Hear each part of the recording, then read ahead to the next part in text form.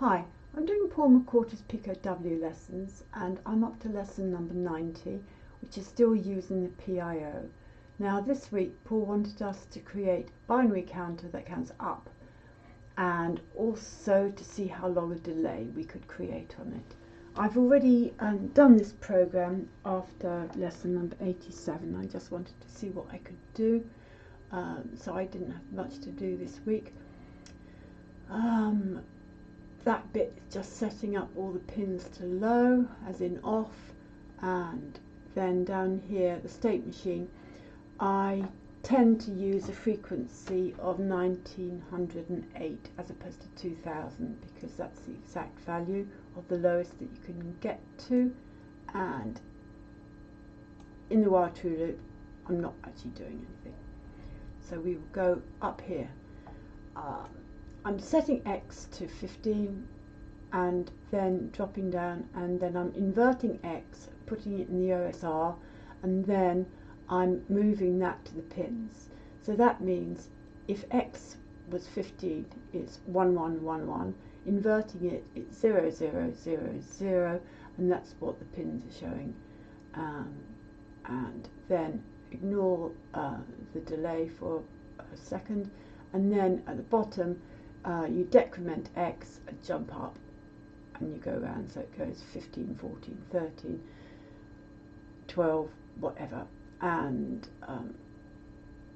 that means that you're displaying 0, 1, 2, 3, 4, 5 until X down there gets to 0, and then it drops down to the wrap. You jump up there and set X to 15 again, and you go through the whole jolly old thing again. The only thing, the delay, I had the delay in anyway, but I've changed this slightly. I don't like having NOPs, no operation things in there for no reason, so I've just got a loop here. So I've set it to 31, and here I just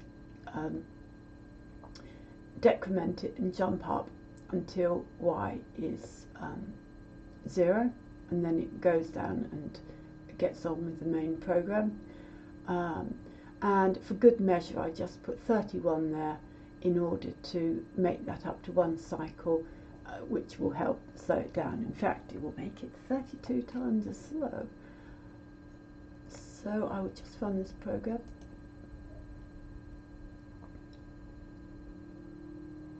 Right, it's working. You can see not that fast, but definitely not as slow as you can get it. So I'll stop there. I'll put in a couple of lines so we can see what is actually happening. I will print that there and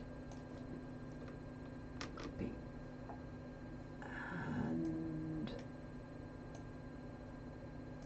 in the middle of the delay I will do that, and all that does is it will display the values of Y while it's doing whatever it's. What have I done? 947, 947, yep. Always helps to get your indentation right. Right, it's doing exactly the same, only you can see Y counting down.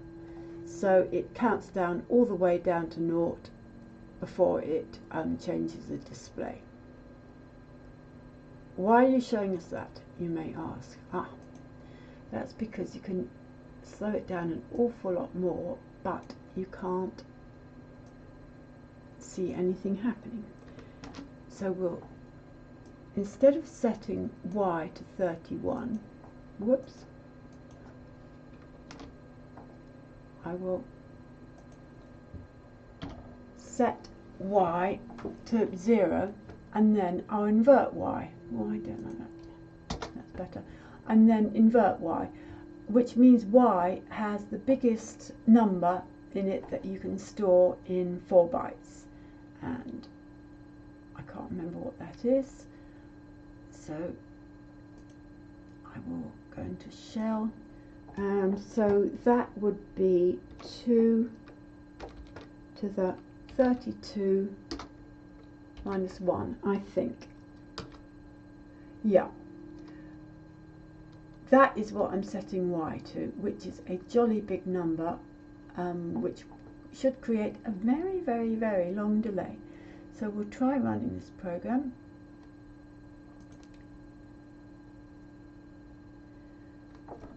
Now, it's going down, but as you can see, it's a very long delay and nothing will happen to the display until that gets down to 0. Well, I don't know about you, but I'm not willing to spend hours and hours, or I don't actually know how long it would take. It would take forever to go down, so I'm not demonstrating it, but I'm pretty sure that without putting in no operations or anything like that, that is the slowest update of the biggest delay that you could get.